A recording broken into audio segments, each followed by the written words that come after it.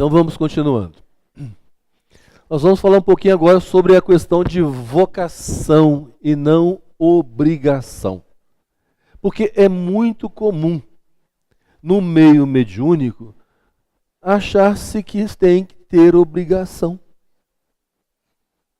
Ao invés de vocação, ao invés de devoção, ao invés de fazer por prazer, né? Então, é isso que nós vamos comentar agora. No Livro dos Médiuns, segunda parte, capítulo 16, item 185, Kardec fala: ao lado da aptidão do espírito, há a do médium, que é para ele um instrumento mais ou menos cômodo. Mais ou menos cômodo. Às vezes até muito incômodo. Né? Tem médium que é para o espírito um incômodo. Assim como muitos espíritos são incômodos para médiuns, tem médiuns que são incômodos para o espírito. Principalmente aquele médium que não está trabalhado. Mais ou menos flexível. E no qual descobre qualidades particulares que não podemos apreciar. Então, ele comenta ainda: um músico muito hábil tem sob as mãos vários violinos, que para o vulgo seriam todos bons instrumentos, mas entre os quais o artista consumado faz uma grande diferença. Neles percebe nuances de uma delicadeza extrema que o farão escolher a uns e a rejeitar a outros. Então, o médium não tem que se assustar quando uma entidade preferir estar comunicando-se por um determinado médium do que por seu intermédio. Por quê? É questão de afinidade. É questão de encontrar um instrumento com o que mais se afinize, com o que mais se sinta à vontade para poder passar as suas instruções. É comum a gente às vezes observar que determinados médiuns reclamam de que determinado mentor ou espírito benfeitor comunica-se mais através do médium X. Ora, se cada um de nós, no seu trabalho, vamos tirar, por exemplo, o Julinho como a profissão do momento. Então, ele tem lá na sua profissão como odontólogo, né, alguns tipos de instrumentos para usar num determinado trabalho odontológico. É claro que ele tem, por exemplo, canetas A, B e C de empresas diferentes, mas tem aquela que é preferível porque é de uma qualidade melhor, ou não tem?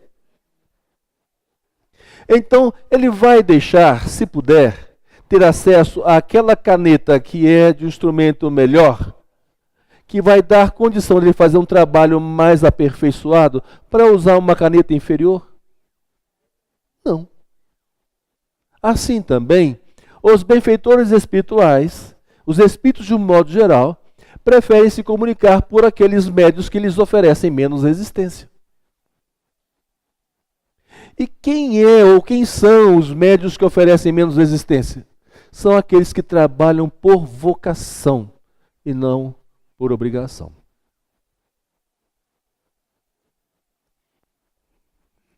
A mediunidade é um fenômeno inerente ao processo evolutivo. Faz parte, está ligado, né? Faz parte da condição natural de todos os seres humanos. Não se pode impedi-la, pois seu desenvolvimento vai continuar independentemente dos nossos medos, ilusões e incredulidade. Considerada uma aptidão ontogenética, ou seja, vem desde a nossa fase embrionária do organismo humano, prossegue de forma dinâmica e automática através das vidas sucessivas. Então, não existe aquele negócio, eu não quero ser médium. Você é, pronto, acabado. Então, já que é, assume. Já que é, procura se integrar com aquilo que você é.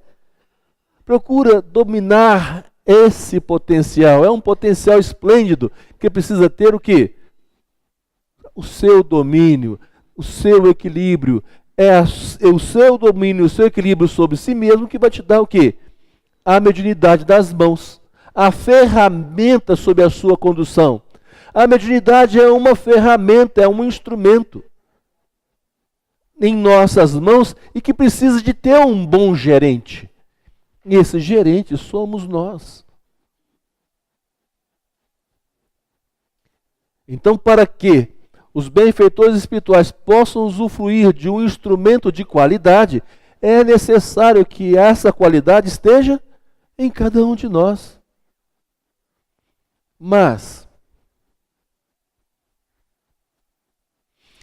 e é justamente por isso que ela está intimamente ligada à vocação, aptidão, realização, criatividade, espontaneidade e desvinculada por completo de qualquer obrigação ou pressão autoimposta ou aloimposta, ou seja, imposta por outros. Porque é muito comum, né? Nós já vivenciamos isso, eu falo de experiência de vivência aqui dentro. Regras férreas e que muitas vezes espantam o médium, tiram a espontaneidade do médium. Já vivenciamos diversos momentos, desde que eu comecei a frequentar reuniões mediúnicas até o presente, passamos por diversos momentos na expressão e na vivência da mediunidade. E essas regras autoritárias muitas vezes tiram a espontaneidade do médium e tiram também a capacidade de fazer por amor, por vocação, uma coisa que precisa dessa forma de ver para usar da mediunidade como obrigação. Ah, é meu dever, é minha obrigação. Ninguém, gente, é obrigado a nada. Ninguém é obrigado a nada. Mediunidade não pode ser vista como obrigação. Há um livro que, eu não me recordo agora o nome dele, do Dr. Inácio Ferreira, e ele conta então de uma espírita que chega lá no Hospital Esperança, dirigido por Eurípides Barçanufo na espiritualidade. E esse espírita, e esse senhor era um espírita, dirigente espírita, palestrante espírita, 40 anos dedicado à causa do espiritismo. E ele se assustou, porque a condição dele não estava como ele achava que deveria estar pelos anos de serviço prestados à doutrina espírita. Mas como eu posso estar desse jeito? Eu fui doutrinador espírita, eu fui palestrante, eu fui dirigente de centro espírita. Numa arrogância, numa empáfia não condizente com o papel que ele diz ter desempenhado. E aí, o doutor Inácio Ferreira, tranquilamente disse para ele o seguinte: meu amigo, você disse que tem uma folha corrida de 40 anos de trabalho, mas desses 40 anos, 20 foram por devoção e 20 por obrigação. Então, nós não devemos fazer aquilo que viemos aqui para fazer por obrigação. Ah, eu vim aqui, a minha missão é essa. Bom, a primeira coisa é reconhecer, cada um de nós, qual é a própria missão. Porque muitos de nós não temos consciência da missão que temos, do papel que nós viemos desempenhar aqui, o que nós viemos fazer aqui.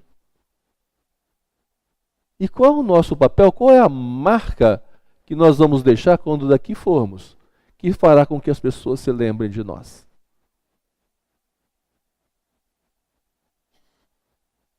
Por isso, muitas vezes, não sabendo aquilo que temos a fazer, muitas vezes nós fazemos o que os outros querem que façamos. Nós permitimos que os outros direcionem as nossas vidas, ou ditem o que nós devemos fazer. A vocação é para o homem o que o perfume é para a flor. O que mata o talento, na maioria das vezes, são as regras autoritárias de conduta, pois todos somos convocados a viver com naturalidade. Ah, mas vocês me perguntariam, nós não podemos ter regras? Claro que podemos. Mas o bom senso deve sempre prevalecer. Regras para a harmonia, não regras ditatoriais. Não regras autoritárias que tirem a espontaneidade de ser das pessoas. Porque o médium, ele tem que ser espontâneo. Ah, mas só pode receber desse jeito. É claro que ninguém vai plantar bananeira para receber espírito. Ninguém vai plantar bananeira para receber espírito. Mas dentro da sua naturalidade, cada um pode se expressar do seu jeito. Não tem que ser do jeito da dona fulana de tal ou do senhor fulano de tal. Que é médio há 50 anos dentro da casa espírita. Ele desenvolveu ou ela desenvolveu o padrão dela. E cada médium tem o seu próprio padrão. Porque nós não somos iguais. Então eu tenho que ser e exteriorizar o meu psiquismo da forma como eu dou conta. Como eu posso. Dentro do equilíbrio, dentro da serenidade, em paz, em harmonia.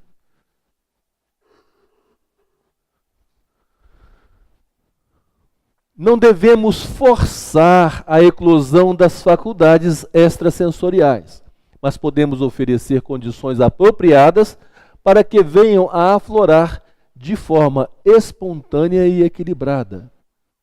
Obrigação pode ser conceituado como tudo aquilo que nos é imposto ou forçado. Obrigar-se a algo ou a alguém implica ser governado pela expressão ilusória deveria. Devo desenvolver a mediunidade equivale a dizer não quero, mas sou obrigado a desenvolver. E nós não somos obrigados a nada. Eu não devo desenvolver. Eu estou em permanente desenvolvimento. Entende a diferença? Eu estou em permanente desenvolvimento a partir de quê? A partir de que eu estou em permanente busca de crescimento pessoal, de autoconhecimento, de harmonia do meu pensamento, dos meus sentimentos e das minhas emoções. Isso é estar em permanente desenvolvimento de si mesmo e, consequentemente, da mediunidade, porque uma coisa está inserida na outra. Não é ir para uma mesa mediúnica. É um equívoco achar que a gente só desenvolve na mesa mediúnica. Ali é o lugar onde você exercita o intercâmbio, não o desenvolvimento da mediunidade. Você exercita o intercâmbio, a interlocução com os espíritos, mas não o desenvolvimento da mediunidade. Porque o desenvolvimento da mediunidade passa pelo desenvolvimento de cada um como pessoa. Cada um como pessoa. É aqui e aqui.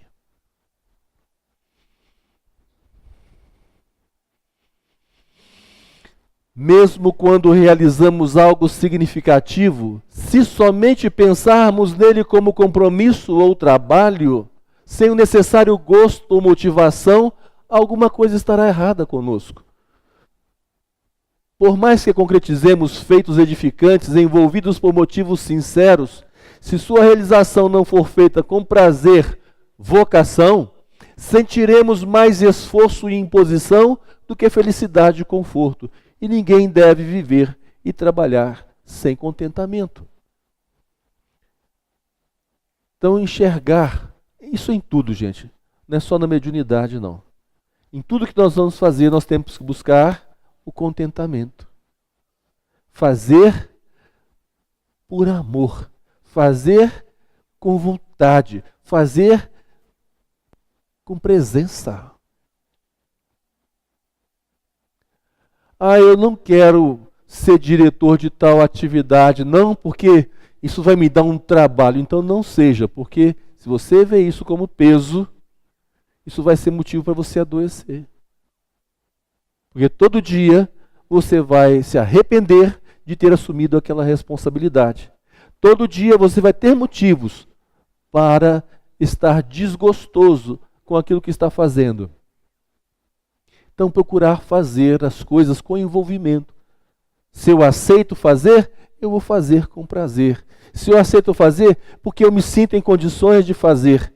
Se eu aceitei participar, porque eu quero participar e dar o melhor de mim. Senão, não vem ao caso. Senão, não há necessidade. Ah, mas se você falar assim, todos os médios vão evadir-se, porque tem que ter compromisso. Compromisso é uma coisa, responsabilidade é uma coisa, fazer por obrigação é outra. Compromisso, responsabilidade é a noção que nós temos da coerência entre aquilo que nós pensamos, nós sentimos e nós fazemos. Ora, se eu entendo que é bom para mim, então eu vou fazer porque é bom para mim. Eu não vou fazer porque é bom para os espíritos. Eu não vou fazer porque é bom para o centro. Eu não vou fazer porque é bom para o grupo mediúnico. Eu venho aqui porque é bom para mim. Me ajuda a crescer, me ajuda a ser melhor, me ajuda a servir. Eu vou a uma reunião mediúnica porque eu tenho prazer de ir, porque é ali que, entre outras coisas, eu consigo ser enfermeiro dos espíritos. Eu consigo ser terapeuta dos espíritos. Eu consigo contribuir com a sanidade mental, emocional e perispiritual dos espíritos que ali se comunicam e com a saúde e o bem-estar dos encarnados que estão sendo obsidiados por alguns desses espíritos. Então eu estou contribuindo com o ser humano encarnado e desencarnado de uma outra forma que não existe na sociedade odierna, que só tem dentro de uma reunião mediúnica. E graciosamente, porque se a gente vai fazer uma terapia lá fora, a gente paga. Os espíritos vêm, recebem uma terapia espiritual numa reunião mediúnica. É coração para coração. Não tem dinheiro envolvido.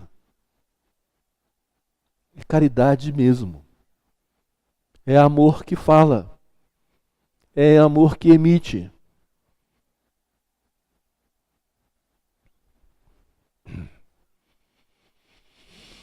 Deus não dá encargos e incumbência às criaturas, mas coloca nelas vocações ou predisposições inatas. Os dons espirituais são capacidades inerentes da alma.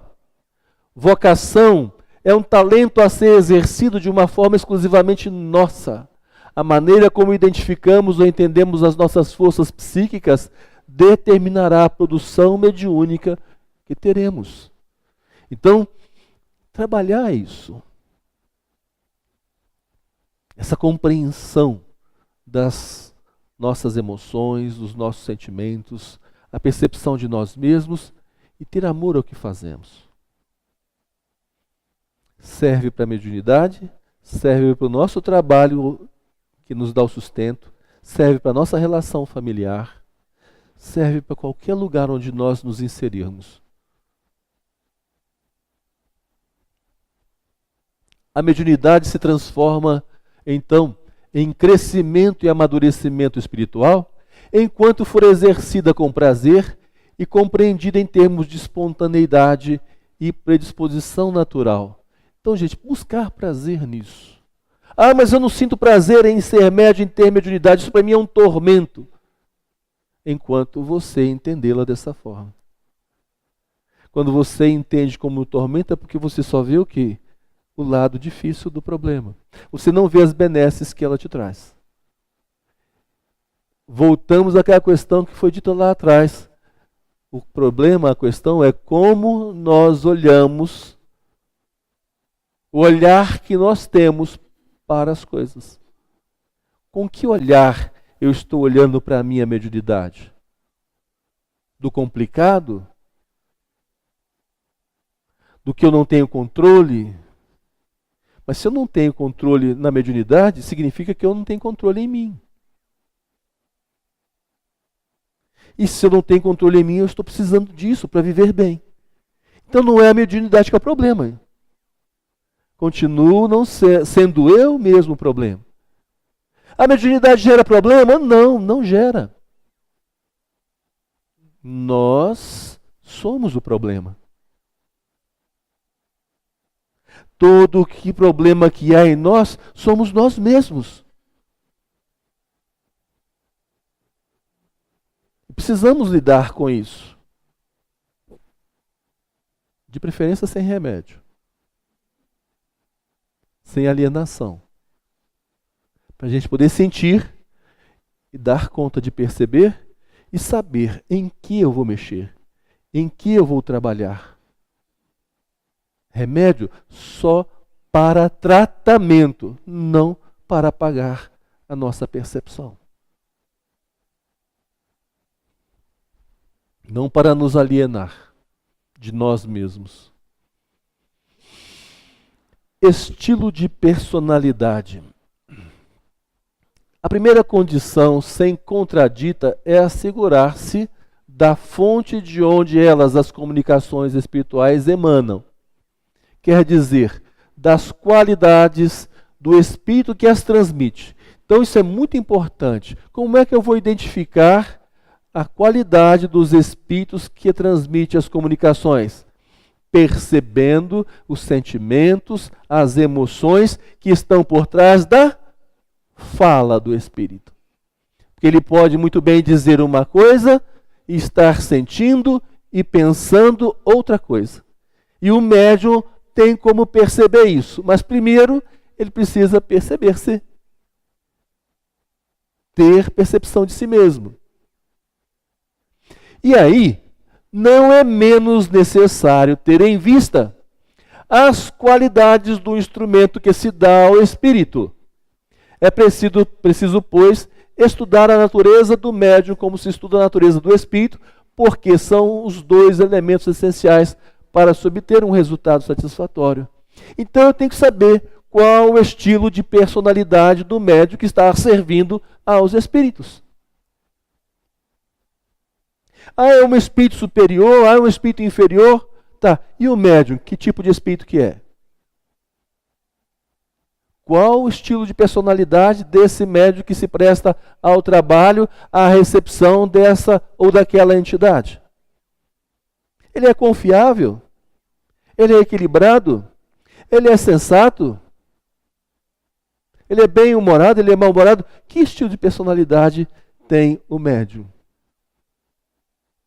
As reuniões de estudo são muito interessantes porque elas vão nos permitindo conhecer o comportamento de cada um, através de quê? As reuniões de estudo são reuniões participativas. Então você vai se expondo aos poucos e vai se dando a conhecer. E aí nós podemos ter uma ideia do estilo do médium com quem estamos trabalhando. Todo ser humano forja a sua personalidade como indivíduo na fase infantil, através de um desenvolvimento gradativo de aprendizagem. Todas as suas manifestações de progresso biopsicossocial são resultado das experiências presentes somadas às das vidas passadas. Ou seja, quando nós estamos na infância, nós formatamos uma coisa chamada ego. O que é o ego? É o somatório das nossas experiências vivenciadas na infância, onde nós desenvolvemos estratégias que nos levam a ficar ou a nos sentirmos dentro de uma zona suposta de conforto.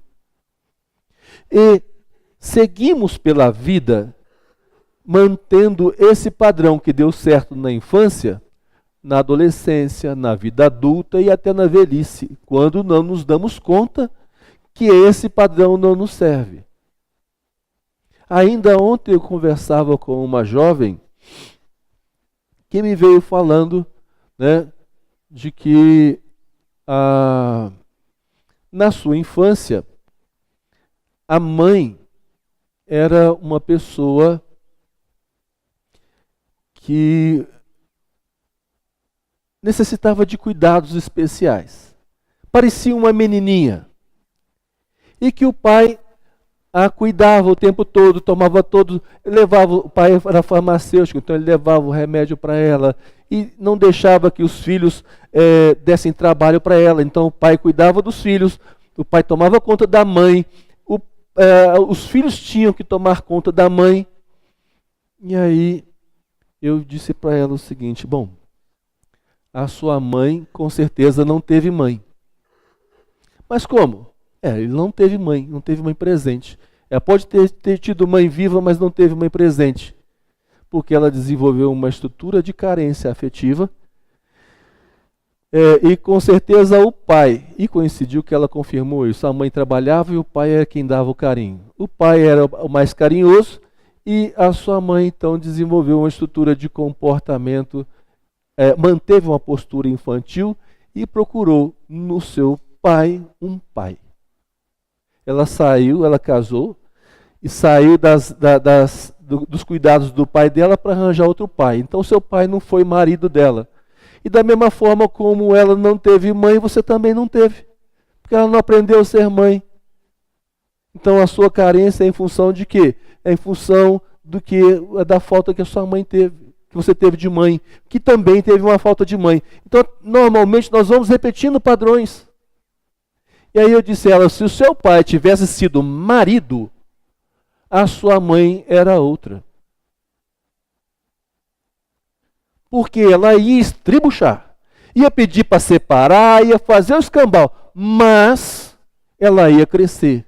Ela ia deixar de ser menininha para ser mulher. Mas o seu pai não foi marido, não foi homem para sua mãe, ele foi pai para sua mãe. Tudo que ela não precisava de ter. Entendem? Então, na nossa vida, muitas vezes nós estruturamos os padrões de comportamento, seguimos pela vida fora. E às vezes deixamos de crescer porque ficamos mantendo aqueles padrões por toda a vida, sem nos darmos conta de que estamos em papéis errados. Estamos em papéis errados, em papéis equivocados. Aquela mãe nunca foi mãe. E nem será nesta vida, porque ela já está com 70 e poucos anos, não há como mudar. Ela só vai poder ser mulher e mãe numa próxima encarnação, se tomar acordo de si. Se tomar acordo de si. E assim também tem muito homem que não é homem. Nós costumamos dizer, tem muito homem sem pinto e muita mulher com pinto. Mulher que não faz papel de mulher, faz papel de homem. Homem que não faz papel de homem, faz papel de mulher. Numa relação a dois. Então o que acontece com os filhos? Vem tudo trocado. Comportamento, postura, se repetindo de homem que não exerce o papel de homem na relação. Mulher que não exerce o papel de mulher na relação. E a gente vê isso na fisionomia, a gente vê isso na roupa, a gente vê isso na estrutura de comportamento e a gente vê isso na resposta dos filhos. Então, nessa fase infantil, é onde nós desenvolvemos esses padrões de comportamento, que dizem respeito do tipo de personalidade que nós somos, e que muitas vezes seguimos pela vida inteira repetindo, a não ser que por algum trabalho no âmbito psicológico, nós acordemos para isso e resolvamos fazer a cisão, essa quebra, com a fidelidade familiar, com a fidelidade ao padrão de família, e então inserimos um novo padrão. E com isso nós libertamos nossos antepassados e libertamos os nossos os que vêm depois de nós, nossos filhos, nossa descendência. Porque senão isso vai se repetindo. Até que alguém, nessa sequência, tome consciência e quebre esse vínculo de fidelidade familiar. É uma maluquice, gente. É uma maluquice generalizada. E não é só nessa ou naquela família, não. Se a gente olhar, está na família de todos nós, nós vamos encontrar esses perfis equivocados. E os nossos filhos repetindo os mesmos padrões. Por isso, pelo amor de Deus, não façam comparação de filho com pai e com mãe. Mas você é igualzinho à sua mãe, não, você é outra pessoa. Você é igualzinho ao seu pai, não é, você é outra pessoa. Porque aí o indivíduo se sente na obrigação, isso estabelece no inconsciente a obrigação de repetir um papel que não é o dele. O sujeito passa a vida inteira vivendo sem saber qual é o papel dele, quem ele é. Eu conheço um jovem de 30 e poucos anos que vive em depressão. Por quê? O pai dele chamava fulano de tal, o avô dele chamava fulano de tal, o pai dele fulano de tal filho, ele é o fulano de tal neto. Herdeiro do emprego que era do avô dele, que passou para o pai e que agora está passando para ele, e não é nada do que ele quer fazer na vida dele. E se ele não tomar consciência disso, o filho dele vai estar repetindo o padrão. De não fazer aquilo que eu vim aqui para fazer, de não ter consciência de qual é a minha função aqui, a minha missão aqui, o meu papel nessa vida. E aí quando a pessoa fala, eu não estou vendo luz no fundo do túnel, não está vendo mesmo. Porque está tudo bloqueado. Em função de padrões pré-estabelecidos aos quais ele tem um vínculo de fidelidade que ele não se sente em condição de quebrar, a não ser que ele faça uma terapia que o ajude a romper com isso. É fácil, o cara se rebelou, não, ele se encontrou. É a nossa visão equivocada. O cara se rebelou, saiu por aí pelo mundo, ficou doido. Não, ele ficou certo. O doido somos nós. Os doidos somos nós que ficamos ali, ó, dentro de um caixote e não conseguimos sair daquele caixote. Ficamos dentro de uma estreiteza e não conseguimos alargar a nossa percepção de vida. Repetindo padrões que foram pré-estabelecidos. E não foram estabelecidos por nós. Os nossos padrões são a nossa responsabilidade. Não é responsabilidade do meu pai, nem do meu avô, nem de ninguém. É minha responsabilidade, o meu padrão, é sua responsabilidade, o seu. E é do meu filho, é dele. Ele não tem que ser o Marco Aurélio Pifano Júnior, Rodrigues Pifano Júnior. Entendem? Nem neto, nem seja o que for. Ele tem que ser ele. Descobrir-se como pessoa. Descobrir a sua identidade.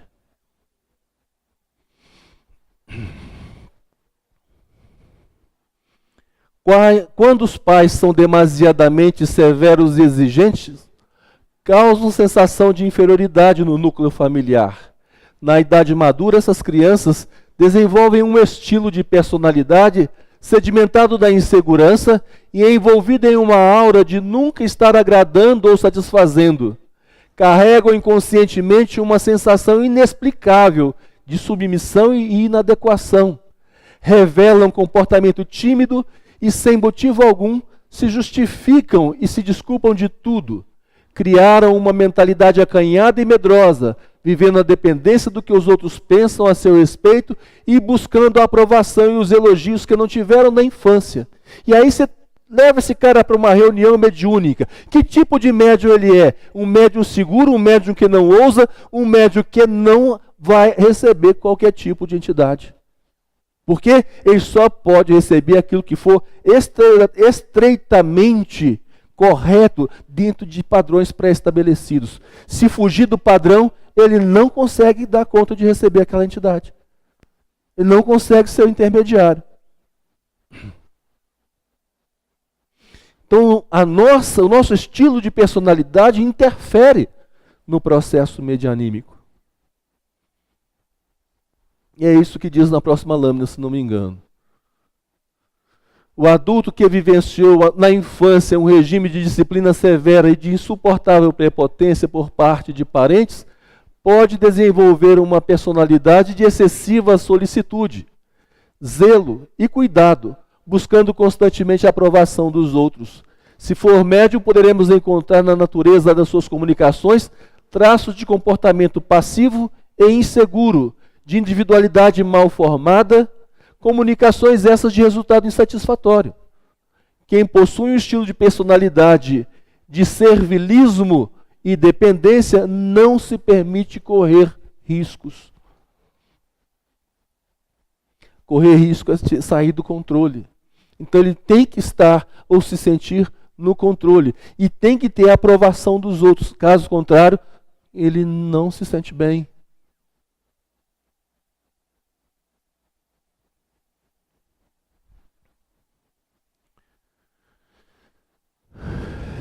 Ponte para a sanidade. E aí, a gente olha para a figura dessa, que é a figura de insanidade, e que não tem insanidade nenhuma. Dentro da realidade em que ele vive, é perfeitamente feliz, equilibrado e harmônico. Né? Então, a faculdade mediúnica é um estado patológico qualquer ou simplesmente anormal? Resposta: algumas vezes anormal, mas não patológico.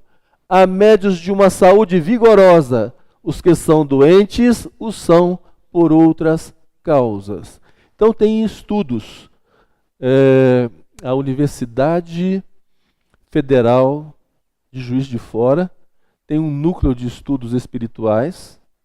E lá tem um médico psiquiatra que iniciou essas pesquisas em São Paulo, na USP, e sendo transferido para a Universidade Federal de Juiz de Fora, ele iniciou lá um núcleo de estudos espirituais também, onde estudou 154 médiuns, para saber se a mediunidade promovia nessas pessoas algum estado de loucura. Ele percebeu que realmente esse estado anormal existe. Qual é o estado anormal? O estado de transe. Mas em que momento algum a mediunidade era patrocinadora de eventos psiquiátricos? Muito pelo contrário. A população estudada por ele desenvolveu ou não desenvolveu nenhum tipo de distúrbio psiquiátrico, enquanto outros que não tinham a mediunidade ostensiva, ele percebia esses traços de doença psiquiátrica com muito mais intensidade. Então, antes de causar problemas, ela traz soluções. Mantém-nos mais em equilíbrio, porque nós estamos em permanente busca do equilíbrio pessoal. Na antiguidade, a cura das doenças era assunto dos sacerdotes e, portanto, da religião. Os médicos do clero tratavam os doentes por meio de rituais e cantos mágicos em santuários enormes. A enfermidade era considerada como a cólera de Deus e os religiosos atuavam como intermediários, pontes, entre as divindades e os homens. Operavam como pontífices, ou seja, construtores de pontes. Então, quando nós vemos aí o sumo pontífice, na realidade, a referência é um construtor de pontes, aquele que constrói ponte entre os homens e a divindade. Tá? Então, o Papa, como sumo pontífice, é o ser responsável por construir as pontes que nos levam até Deus. No passado, as enfermidades eram vinculadas à culpa, isto é, aos pecados. O arrependimento dos erros estava intimamente ligado à cura do doente. A penitência reconciliava a criatura novamente com Deus. Como os médiuns, na atualidade, são denominados intermediários ou pontes entre o mundo físico e o espiritual, a mediunidade é vista muitas vezes de forma confusa como uma dádiva sagrada ou corretivo divino. E isso pode levar as criaturas a tirar conclusões equivocadas. Então, não é corretivo divino. A mediunidade é uma oportunidade que nos é dada para trabalhar as nossas próprias mazelas. Através de quê? Do serviço ao próximo, ao servir de intermediário, ao fazer a ponte entre os encarnados e desencarnados, nós estamos emprestando o nosso psiquismo para que possa ser promovida a recepção, o acolhimento, o serviço de enfermagem aos espíritos em sofrimento, aos espíritos obsessores, aos espíritos sofredores, a todo tipo de espíritos. Então, nós, longe de estarmos na condição de indivíduos que receberam um castigo com o nome de mediunidade, nós recebemos uma bênção com esse nome para que nós pudéssemos usar para o nosso crescimento, para o nosso desenvolvimento, para resgatar alguns dos nossos erros de uma forma mais ampla, porque não são raros, nas reuniões mediúnicas, não são raras as comunicações daqueles espíritos que foram nossos inimigos no passado. Particularmente, como doutrinador, eu já tive a oportunidade de conversar com uma série de espíritos que foram meus inimigos no passado. De trazê-los de volta a um caminho de crescimento, resgatando ali uma dívida de consciência, uma dívida de vida, que de outra forma, só através da reencarnação poderia ser feita. Então, e quantos exemplos assim? Às vezes a pessoa vem por uma primeira vez à reunião mediúnica, na condição de observador, e de repente, algumas comunicações de espíritos que o estão perturbando e que são levados de novo a considerar a sua postura e encaminhar. Quantas são as oportunidades de reconciliação, de reencaminhamento? Então, é o amor sendo colocado à prova a todo momento, na assistência aos espíritos com problemas conscienciais, com problemas de toda a natureza. Então, nada de corretivo divino, mas oportunidade de trabalho sério e divino. A capacidade mediúnica é considerada uma percepção inerente à estrutura psíquica das criaturas. Por isso é que a encontramos nos mais diversos níveis de consciência da humanidade. Ela não é moral, mas sim amoral, não imoral. Amoral, não depende da moral. Então, qualquer indivíduo em qualquer estado ou qualquer nível de consciência pode ter e tem mediunidade. É simplesmente uma das funções psicofisiológicas do ser humano. A faculdade medianímica não gera doenças, ela não pode ser responsabilizada pelo estado patológico das criaturas. É, antes de tudo, uma excelente ferramenta para ajudá-las a despertar espiritualmente e a compreender a si mesmas, os outros seres e o universo. Quando exercitada, porém, de modo impróprio, pode trazer risco às pessoas psicologicamente frágeis e vulneráveis. E considerando que a grande maioria de nós ainda somos e ainda estamos psicologicamente frágeis e vulneráveis, o mau uso da mediunidade pode realmente atrair espíritos que sintonizem com a nossa identidade psíquica e a partir daí interferirem ainda mais nas maluquices que ornamentam o nosso modo de ser. Ok?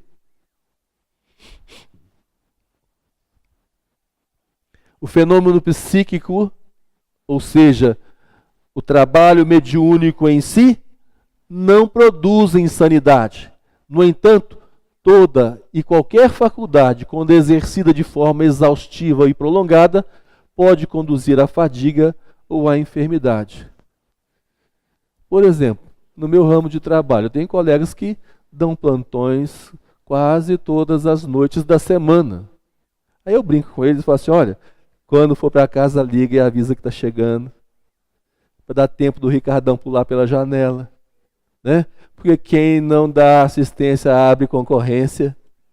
Então, sem considerar essas questões, mas também a questão da saúde. Olha, se eu não durmo adequadamente 5, 6, 7 noites na semana, para estar produzindo, porque a gente passa, no estudo da medicina, a gente passa muito anos sem produzir. Então, e sem ter. Então, quando a gente forma, quando a gente tem condição de ganhar algum, aqueles que foram nossos colegas, que escolheram outras profissões, já estão ganhando, já estão tendo sua vida econômica de vento em popa, enquanto a gente ainda vai construir alguma coisa. Então, quer trabalhar para morrer, né? E trabalha para morrer. E acaba morrendo de tanto trabalhar. Acaba atingindo o objetivo. Infarta, né? Quantos colegas que eu já vi desde que eu cheguei aqui, novos, infartando, às vezes buscando soluções para os seus estresses em esportes radicais, se machucando, outros morrendo, né, tendo amputado a cabeça, como é o caso de um dos colegas que há algum tempo já desencarnou. Então, assim, nós muitas vezes criamos soluções que não são soluções. Pelo excesso. Mediunidade também, se não trabalhada com critério, pode desarmonizar, desgastar física e emocionalmente. Ora, eu aplico o passe todo dia, eu tenho reunião mediúnica 3, 4 vezes por semana, o desgaste energético é grande. E o corpo vai sentir falta. E começa a aparecer falta de energia, dores, anemia. E os problemas físicos vão se intensificando. E, consequentemente, vão apresentando também os distúrbios do psiquismo. Porque se o corpo não está bem, a mente começa a bagunçar também. É simples, basta ver o dia que nós adoecemos. Nós estamos muito bem, está ótimo, o dia está maravilhoso. Aí bate uma febre, bate uma moleza no corpo, a expressão já muda, dá aquela caída, aí vem o mal-estar, nós começamos a amolecer, a vontade diminui, vai ficando, coitado, mas eu não estou aguentando mais nada, e assim vai. Quer dizer, deprime o sensório, e ao deprimir o sensório, nós ficamos então ao léu do que possa nos acontecer. Então precisamos estar ter cuidado para não promovermos desgastes desnecessários de energia que possam prejudicar a nossa saúde e o bem-estar, seja ele físico ou mental e emocional. É sempre a criatura que, servindo-se de seus sentidos, dá à sua existência um destino construtivo ou destrutivo. Nós é quem decidimos que fim vamos dar aos nossos recursos e possibilidades. Todavia, não podemos nos esquecer de que somos livres para escolher nossos atos e atitudes, mas somos prisioneiros de suas consequências. Posso fazer o que eu quiser? Posso, mas tem consequências. Essas consequências podem ser boas, podem ser ruins. Mas se eu escolho o que fazer, eu tenho que saber que eu tenho que aguentar as consequências, sejam elas quais forem.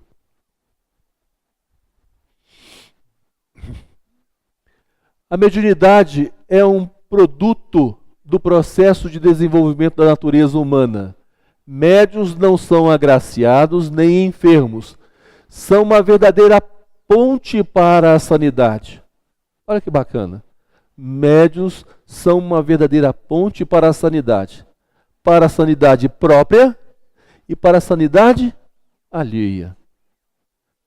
A partir do momento que um espírito em desequilíbrio, que um espírito desarvorado, enlouquecido de ódio, consegue entender que aquilo faz mal para o seu próprio processo de crescimento, que vingar-se, destruir, matar, é prejuízo para si mesmo e decide cindir com esse processo, um processo obsessivo, e seguir o seu caminho, abriu-se a porta da loucura para a sanidade. Porque ele estava na loucura e agora vai caminhar em busca da sanidade. Então, a mediunidade é uma porta para a sanidade do médium e dos espíritos que por ele se comunicam, que o usam como ponte para receberem a ajuda que necessitam. Então, podem sim se tornarem verdadeiros pontífices, os médiuns, construtores de pontes em busca da saúde integral, estado de consciência em harmonia plena com as leis do universo. Religando a si mesmos com a fonte divina, eles são capazes de preparar caminhos para que se estabeleça a cura real para a humanidade. Olha só, gente, que visão da mediunidade. Cura de si mesmo e a preparação da cura real para a humanidade. Na função do médium, na atribuição de médium, no exercício da mediunidade. Que bacana. Que oportunidade bendita que o Senhor nos concede.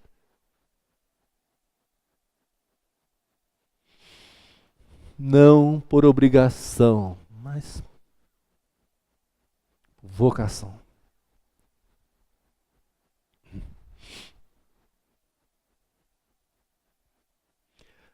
A intolerância como animismo. Vamos falar de uma outra coisa que é também bastante mal compreendida na mediunidade, que é o animismo. Encontramos no cérebro do médium os elementos próprios para darem ao nosso pensamento a vestimenta da palavra correspondente a esse pensamento.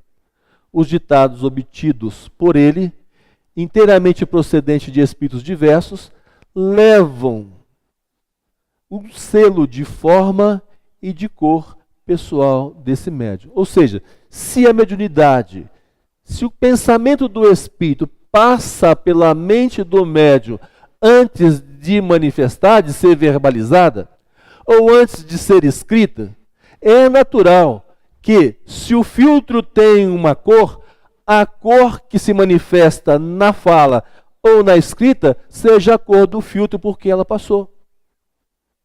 Concordam? É natural. Faz parte do processo. Se o filtro tem a cor X, é diferente da cor do Y, é natural que venha com a cor de X quando vem por X, venha com a cor de Y quando venha por Y.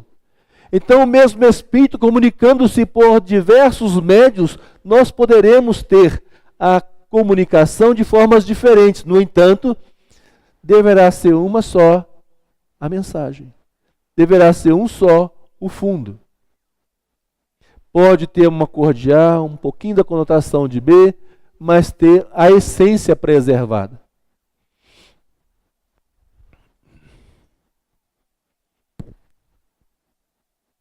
Opa. Deixa eu voltar aqui. Apertei onde não devia.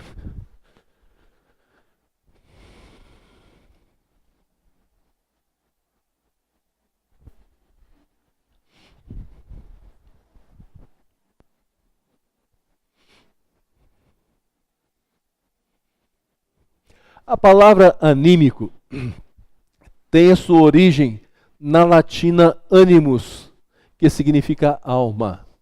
Os bons dicionários conceituam anímico como pertencente ou relativo à alma.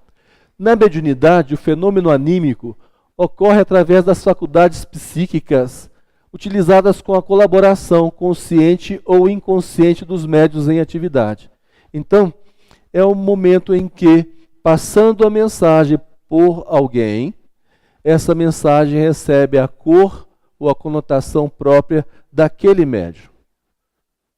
Em cada médium, uma conotação pessoal, própria, individualizada. Então, o sensitivo, ou médium, numa reunião mediúnica, por estar envolvido nos mais diferentes estados emotivos, pode não interpretar de forma correta as mensagens que recebe dos espíritos comunicantes.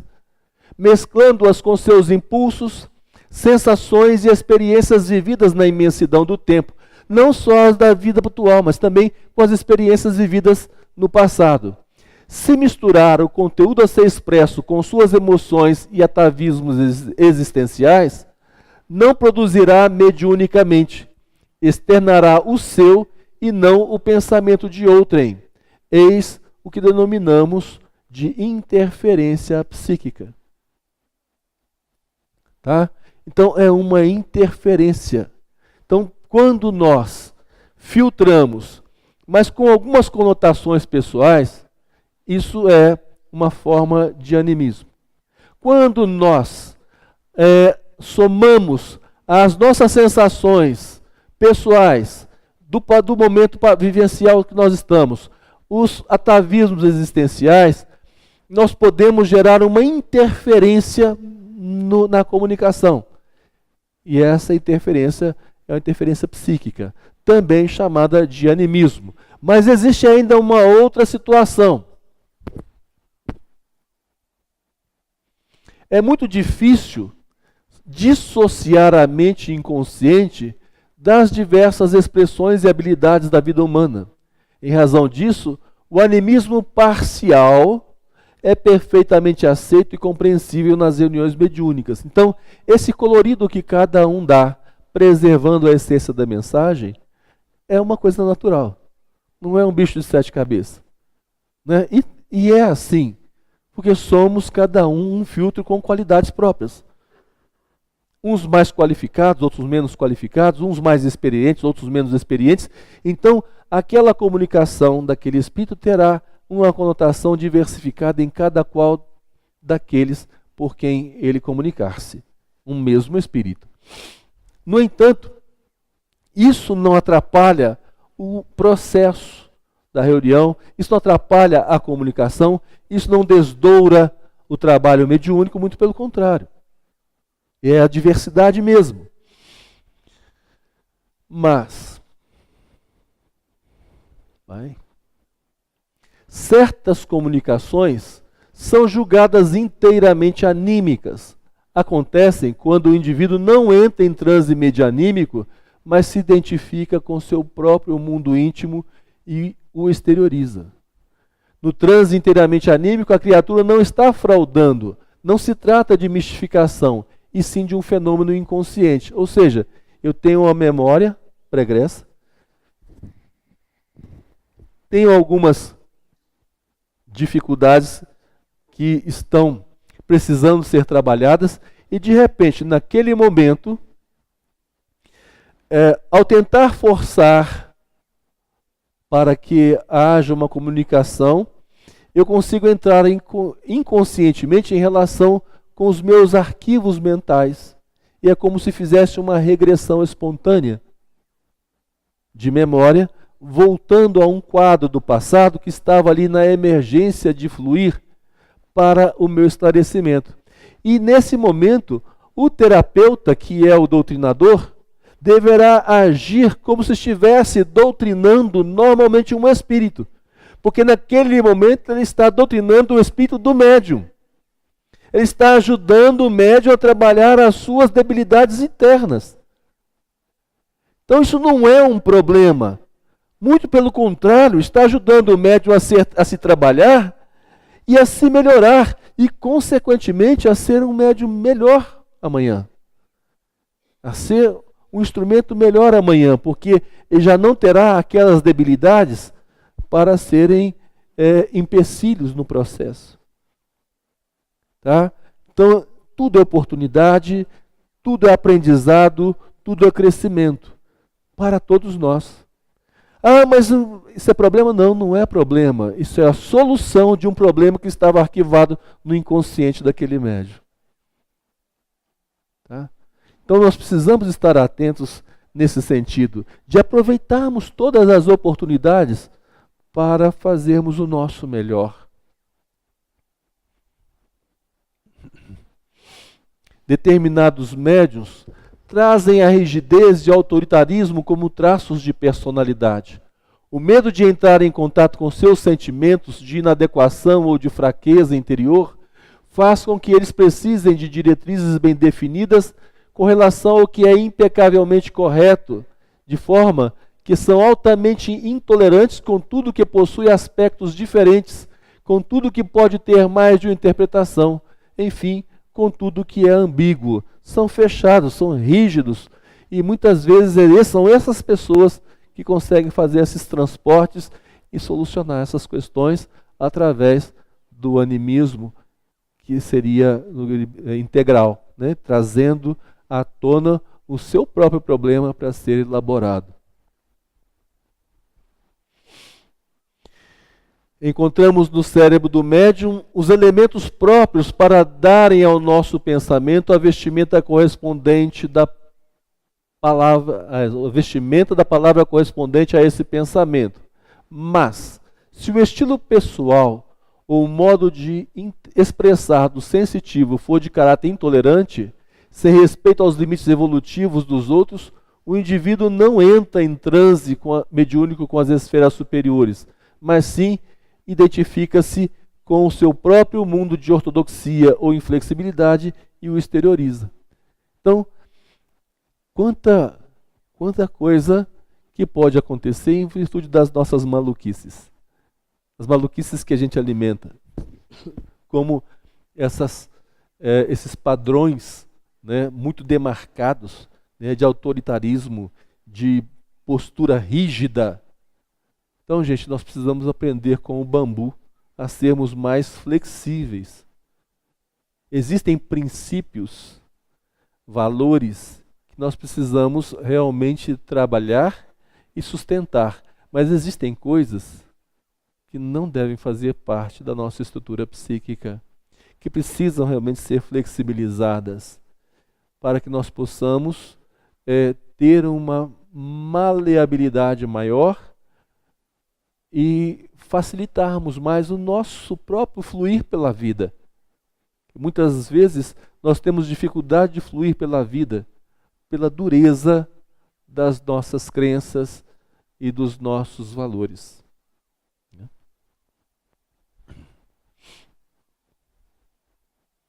A regra de ouro da espiritualidade superior é a compaixão. Admitir que os outros pensem, ajam e sintam de modo diferente de nós. Entendê-los com bondade e respeito. Admitir e perdoar as faltas do próximo. E jamais esquecer que o desenvolvimento acontece a partir do potencial interno das criaturas. Somente com essas qualidades é que poderemos levar as pessoas a se transformarem verdadeiramente. Entender isso e trabalhar. Próximo tópico é a questão da ausência de limites.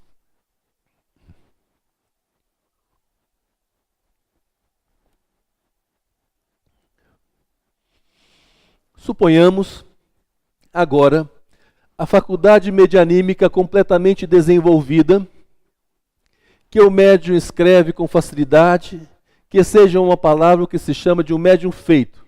Seria um grande erro de sua parte crer-se dispensado de qualquer outra instrução. Não venceu senão uma resistência material, e é agora que começam para ele as verdadeiras dificuldades, e tem mais do que antes necessidade de conselhos da prudência e da experiência, se não quiser cair nas 1000 armadilhas que lhe vão ser armadas. Costumo dizer que não existe limite para o estudo no que diz respeito à mediunidade. Porque se tudo na vida progride, nós estamos em permanente evolução, a mediunidade não deixa de acompanhar esse processo. Se passa pela nossa evolução como pessoa, pelo nosso desenvolvimento moral, pela a melhoria dos nossos padrões, então o estudo tem que ser permanente. A avaliação, a preparação tem que ser permanente. Por isso, não podemos cair nessas armadilhas que o orgulho, que a vaidade muitas vezes nos dão. Há médios que digam assim, mas já li o livro dos médiuns todos, já participei de estudo de mediunidade, não preciso estudar mais. E eu digo para vocês, eu estudo de mediunidade desde que eu retornei, antes disso, quando criança e adolescente, eu gostava de ouvir meu pai falando sobre mediunidade e entendia que era o melhor tema que ele abordava.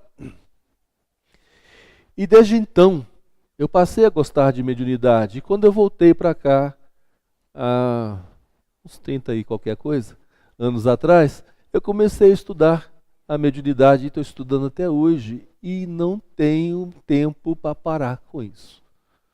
E acho que não tem fim.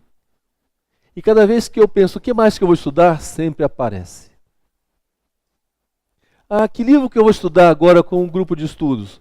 Sempre aparece. A hora que está para terminar um programa de estudo, aparece outro. Tem uma frase que diz que quando o aluno está pronto, o mestre aparece. Isso é verdade. Sempre aparece o próximo programa de estudo. De acordo com o quê? Com as nossas necessidades.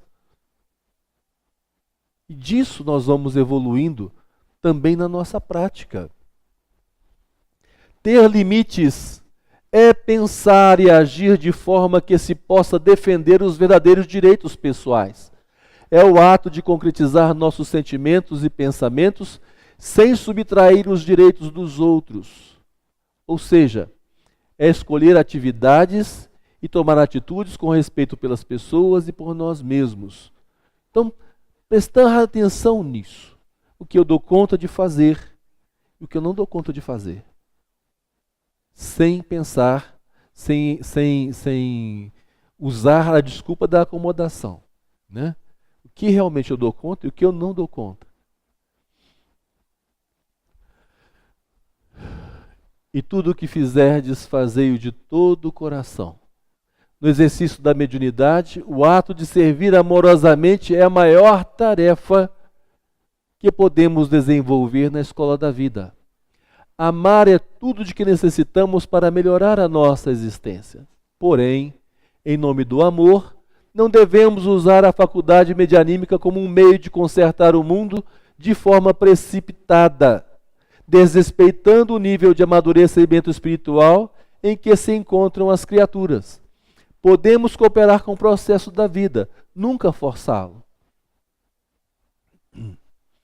E outra coisa, é muito comum nas casas espíritas os dirigentes acharem que são responsáveis pela mediunidade das pessoas que chegam à casa espírita. Uma certa feita, estando estudando num grupo mediúnico, um grupo de desenvolvimento mediúnico, uma pessoa que estava no grupo, por discordar ou por ter desavenças pessoais, diferenças de entendimento com algumas outras pessoas que estavam no grupo, abandonou esse grupo de estudo. Passou o tempo e quando estávamos próximos das vivências práticas, já quase com 2 anos de estudo, chegando já realmente a organizar o grupo direitinho para começar as vivências práticas, a pessoa procura a dirigente do grupo e fala assim, olha, eu estou querendo voltar para esse grupo. E aí, a dirigente veio me procurar e me perguntou o seguinte, o que fazer? Eu falei, nada. Não tem nada que fazer. Seria um desrespeito com o grupo de pessoas que ficou até agora estudando para chegar nesse ponto, pegar e colocar uma pessoa que não estudou, que não participou, que não se dedicou e que tem diferenças que ainda não foram resolvidas, e colocar no grupo para quê? Para atrapalhar? Mas se a nossa responsabilidade com a mediunidade dela, eu falei, não é nossa não. Não é nossa responsabilidade. A responsabilidade com a sua mediunidade é sua, a responsabilidade com a sua mediunidade é sua, com a sua é sua. Dirigente de grupo não é responsável pela mediunidade de quem quer que seja. O responsável pela minha mediunidade sou eu, pela de vocês são vocês. Isso é falta de limite. de bom senso. Achar que nós temos que patrocinar tudo para que o outro possa usufruir. Não, nós temos aqui um grupo de estudos. Para você participar, você tem da reunião mediúnica, você tem que participar do grupo de estudo. Tem que ter frequência. É o mínimo. Para você ter conhecimento, para poder ajudarmos você a elaborar os valores que são necessários para você estar participando com efetividade, com assertividade de um grupo de trabalho mediúnico. É o mínimo necessário. Então, se eu não dou conta de participar de um grupo de estudo, de estar em meio a pessoas por problemas pessoais, não adianta que, na hora que entrar no grupo mediúnico, esses problemas não vão deixar de existir. E isso vai minar o quê? A harmonia do grupo. E minando a harmonia do grupo, nós não temos trabalho que preste. Não dá.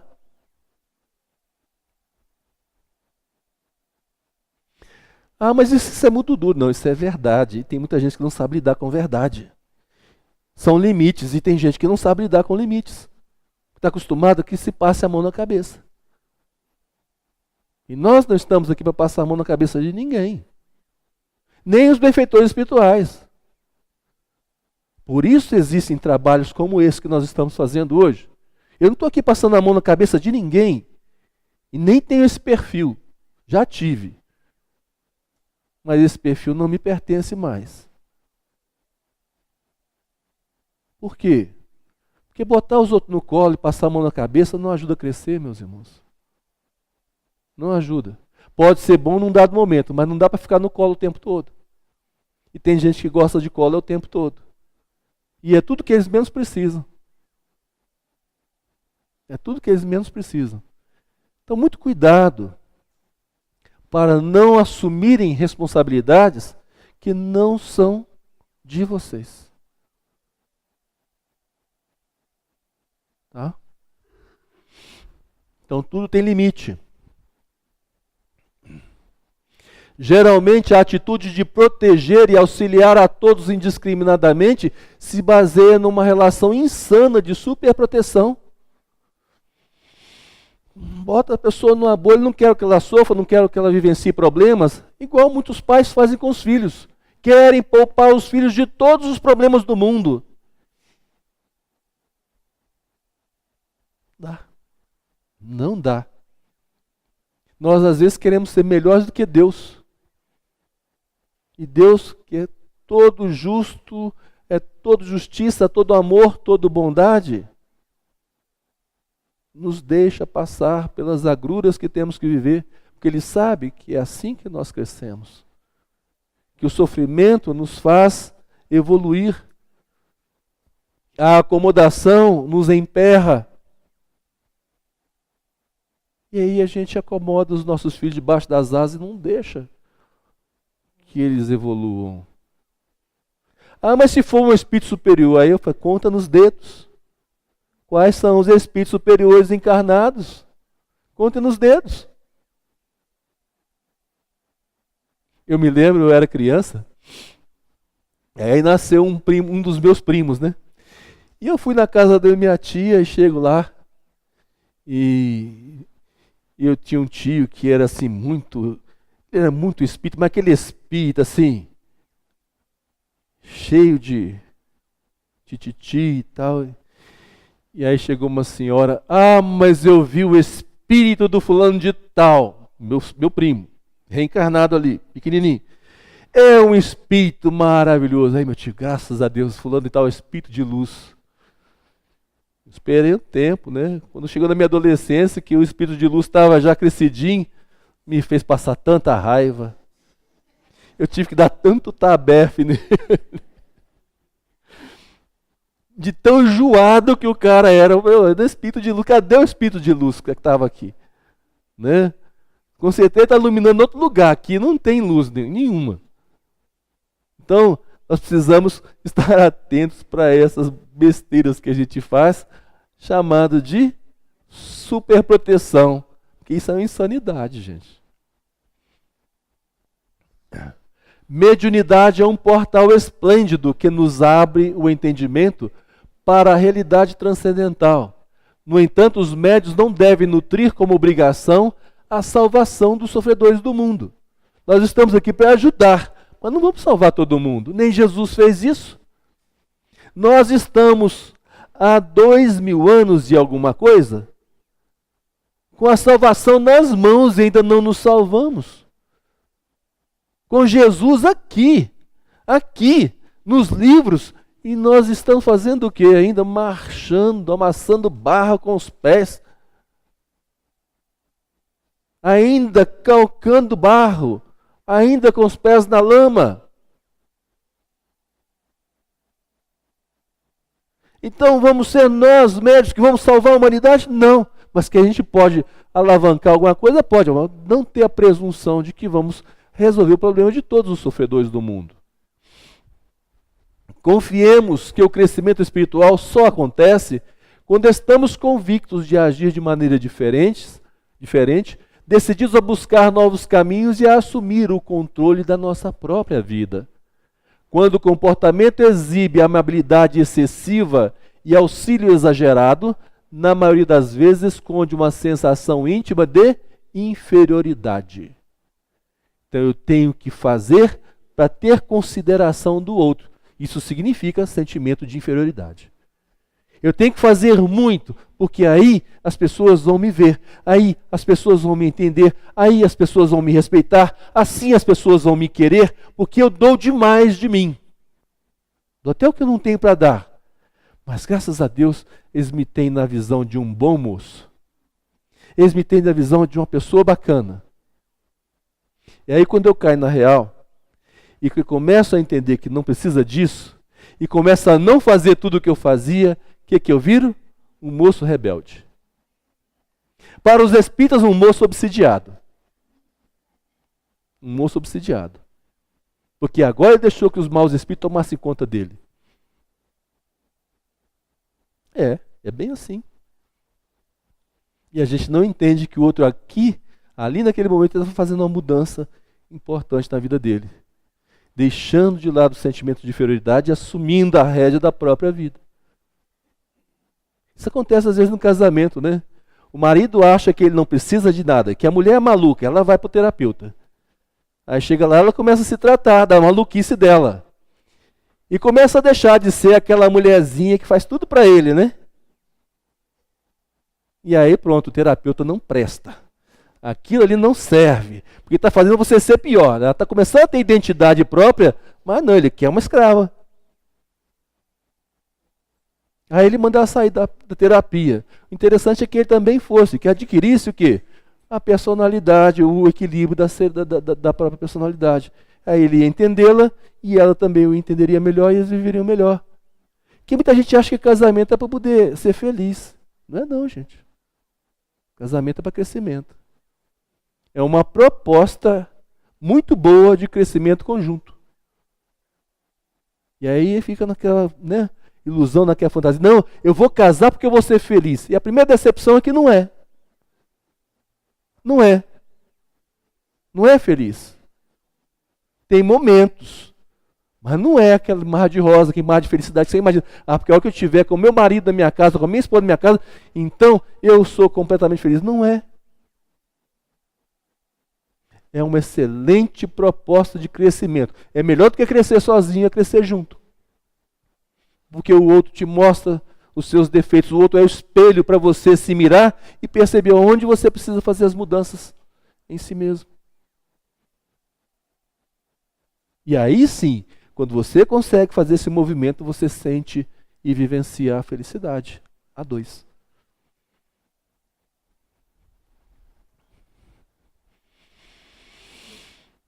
Limites são pré-requisitos para demarcar nossas fronteiras energéticas, até para que nós não desgastemos o desnecessário.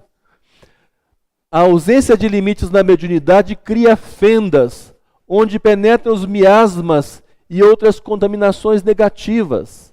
Seremos presas fáceis de influências danosas até que restauremos e fortifiquemos esses pontos frágeis que danificam nossas defesas, fronteiras invisíveis. Desenvolver limites saudáveis nos dá uma percepção exata de até onde nos permitimos ir em relação com os outros e com nós mesmos. Precisamos aprender a dizer sim ou a dizer não quando necessário. Bom senso sempre. Nem é só dizer não, nem é só dizer sim. É saber a hora de dizer o sim e a hora de dizer o não. Isso aconteceu comigo. Teve uma época na minha vida que eu achava que a minha missão era fazer palestras. E aí, todo mundo que me oferecia uma palestra para fazer, eu ia. Teve uma semana, teve um mês, que eu viajei 3 dias na mesma semana para fazer palestra fora. Isso tendo que dar plantão, isso tendo que assistir, coordenar reunião no centro, participar de reunião mediúnica e ganhar meu dia a dia, né? Então eu saía depois do trabalho, pegava o carro, ia para uma cidade próxima e voltava depois da palestra e no dia seguinte trabalhava, tocava normal. No 3º dia que eu fiz isso, eu bati o carro com a família toda dentro. Eu tinha um colega, um amigo, que ele me dizia: Marco Aurélio, você tem que ter limite. Isso que você está fazendo não é... Você virou e me perguntou: você tem seguro de vida? Eu falei: não. Pois é, cara, você não tem nem direito de morrer, você não tem o que deixar para sua família. E você pode morrer numa dessa. E sua família, seus filhos estão todos pequenos. Foi aí que eu comecei a dizer não para os convites de palestras. Passei a não marcar mais palestra toda semana, vários dias na semana. Passei a escolher o que eu faço, a escolher quando eu faço, de acordo com a minha possibilidade. Porque para desempenhar a missão, a gente não precisa fazer o que os outros querem, mas a gente tem que fazer o que a gente dá conta. E por enquanto eu não sou aposentado. Não vivo de renda. Então eu tenho que saber o meu limite. Até onde vão as minhas forças? Todos nós precisamos entender isso. Não é fazer tudo o que tem para fazer, porque eu tenho que abraçar e quando é que você vai se abraçar? O seu repouso. Seu corpo é perecível. Seu corpo físico é perecível. O espírito é imortal, mas seu corpo físico é perecível. E nessa vida você precisa dele com saúde para dar conta da sua tarefa. E se você não tiver limites, você não dá conta da sua tarefa. Mas eu vou fazer tudo de uma vez. Vai fazer mal e porcamente, não vai dar conta, porque vai morrer antes do tempo programado. E aí passa por lá de lá como suicida involuntário. Mas o meu pensamento era bom, a minha intenção era boa, mas cometeu um suicídio involuntário, por excesso de trabalho. Então o bom senso deve sempre presidir os nossos atos. Saber onde estão os limites, os nossos limites. Saber a hora de dizer sim e a hora de dizer não. Em geral, as pessoas estão acostumadas a que os médiuns tomem conta de seus problemas, de suas sensações íntimas e se dediquem a controlar e tentar mudar seus comportamentos inadequados. Estão habituadas a que os medianeiros se sacrifiquem por seus caprichos e incoerências. Exigem que resolvam milagrosamente suas dificuldades sem perceberem que elas existem exatamente porque tais pessoas não tomaram as decisões ou atitudes imprescindíveis à solução de sua problemática existencial. E aí? É muito comum nós termos aí algumas pessoas chamadas curandeiras. São médiuns de cura. Tem muitas na cidade. Essa semana, eu passando ali pela porta da Pernambucanas, um rapaz me deu um bilhetinho, um papelzinho assim. está lá fulana de tal, expert em prever e ver o futuro e avaliar as suas questões, trabalhar pelo seu sucesso e tal, tal. Eu pergunto assim, se ela é expert nisso, cadê o sucesso dela que ela não está fazendo? Por que está precisando fazer essa propaganda para poder ganhar dinheiro com a mediunidade? Porque o médium não precisa de ganhar dinheiro com a mediunidade, ele pode ter sua profissão e não viver da mediunidade. Chico Xavier, o maior médium que nós conhecemos no Brasil, nunca viveu da mediunidade, ele tinha emprego e salário próprio. Era um funcionário público. Divaldo Franco, funcionário público. Raul Teixeira, professor universitário. Nenhum deles viveu ou vive da mediunidade. Então,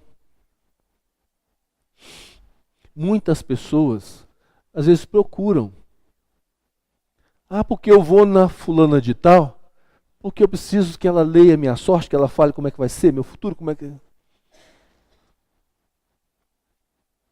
E uma vez eu fui procurado no consultório por uma senhora que tinha esse dom, essa faculdade. E ela estava doente. E eu virei para ela, como é que é o trabalho da senhora com a mediunidade? Ela era evangélica. Como era o trabalho da senhora com a mediunidade? Ela virou para mim, doutor, eu não tenho horário de almoçar, não. As pessoas chegam na minha casa a qualquer hora, e aí eu largo o que eu estiver fazendo, porque, o senhor sabe, a gente tem que fazer a caridade. A gente tem que ajudar as pessoas. Mas para ajudar as pessoas, a gente tem que ter bom senso, a gente tem que ter limite. Então só tem que ter horário de comer, só tem que ter horário de dormir, só pode ajudar sim. Mas estabelece o horário que só vai fazer os atendimentos. Olha, eu só posso atender na parte da tarde, depois de tal hora, até tal hora. Porque de manhã eu tenho que cuidar da minha casa, de manhã eu tenho que fazer, fazer o almoço, porque eu não tenho ninguém para fazer para mim, eu tenho que lavar a roupa da casa, eu tenho que arrumar minha casa, eu tenho que atender o meu marido, meus filhos. Mas não. Eu virei para ela e falei assim, a senhora agora está doente, a senhora não pode fazer o que a senhora vinha fazendo. Mas e se as pessoas continuarem a me buscar? Ou a senhora coloca um limite para isso, ou então a senhora vai piorar. E a receita que eu dei para ela foi tirar férias. Vai passear. Num lugar onde ninguém conheça os seus dons. Tem alguma fazenda, um lugar longe daqui de Valadares, que a senhora conheça alguém, que a senhora pode ficar na casa e não ter problema de usar a sua mediunidade? Ela falou, tem, então é para lá que a senhora vai. Tira um mês de férias. Tira um mês de férias, ou a senhora vai morrer. A sua energia vai embora. Ela seguiu direitinho a prescrição, voltou linda, bonita, maravilhosa, forte e continuou trabalhando. Só que eu penso que agora trabalha com critério, com horário, com bom senso. Então nós precisamos enxergar o nosso limite. Podemos servir sim, mas ser primeiro para servir.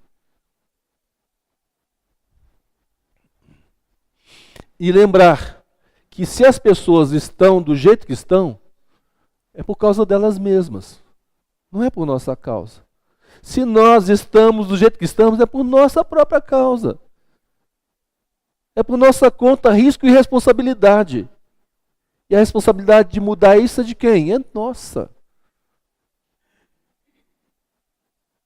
Parar de ficar com essa coisa de colocar na mão dos espíritos, colocar na mão de Deus, colocar na mão dos médiuns.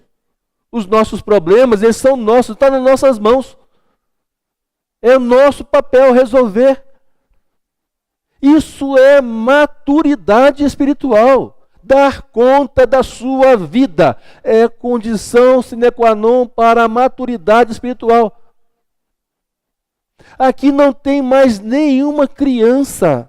todos somos adultos e temos que agir como tal, como um adulto, como eu, com a idade que estou hoje, age nessa situação.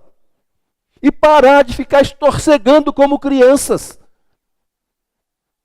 Porque na hora que nós estamos estorcegando, é a nossa criança mal resolvida que está falando. E não o ser humano adulto com a idade que nós temos. Ah, eu não dou conta. Quem não dá conta é criança. Você é adulto, você está pronto. Você tem que dar conta. Criança que não tem força, criança que não tem energia, criança que não... Nós somos adultos. E temos que agir como tal. Temos que agir como tal.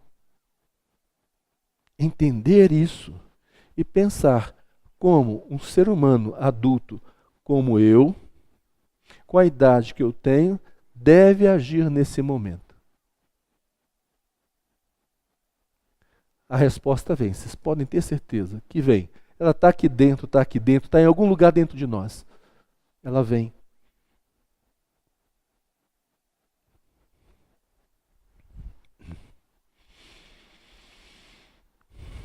A principal e específica finalidade da manifestação dos Espíritos é o nosso adiantamento.